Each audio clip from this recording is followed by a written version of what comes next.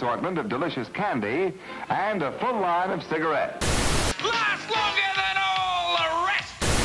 Hey, you crawl under people's houses, you hear things. After these messages, we'll be right back.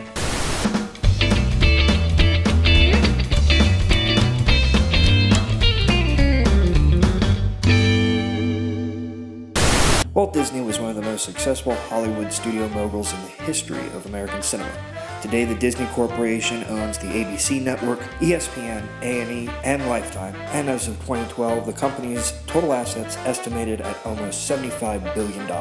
But Uncle Walt, as he liked to be called, was a figure more complex and controversial than any in the strange history of Hollywood. On an interesting side note, the most famous animator in the world could not draw.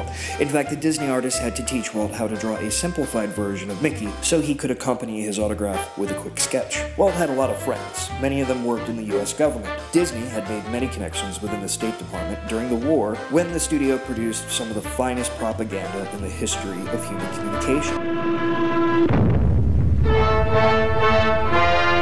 Taxes to bury the Axis.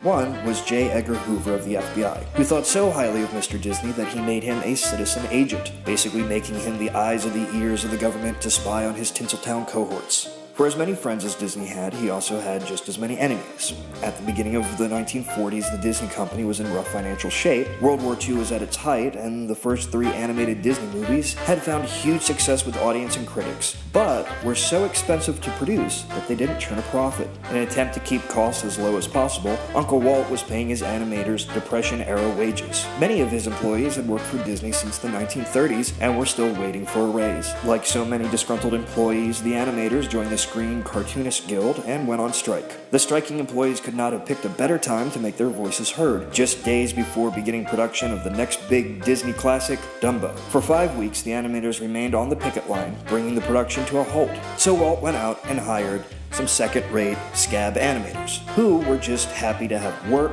and a great addition to their resumes. And the quality of the artwork of Dumbo reflects this change in staff. Gone were the detailed, lavish backgrounds done with oil paints and care, and replaced with watercolors and repeat backgrounds to make up for lost time and money. To add insult to injury, Walt couldn't resist taking a swipe at his department of Benedict Arnolds by including a scene in the middle of the film where a group of drunken clowns decide they want more money and go down to make their demands to the ringmaster. This idea is sensational! Let's go tell the boss! Hey, let's hit him for a raise. Yeah, sure, this is white real dough. Oh, we're gonna hit the big boss for a raise. Yes, we're gonna hit the big boss for a raise.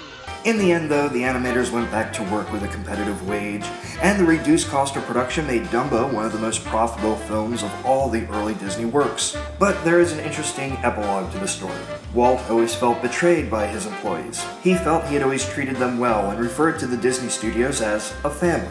Special Citizen Agent Disney would have his revenge on the pinko commies he blamed for turning his happy family against him. By the early 1950s, the House of Un-American Activities was on a witch hunt for communists hiding in the working class of Hollywood. Their star witness? None other than Uncle Walt, who testified against many of his animators to the Senate, having them blacklisted and ensuring that many would never work again.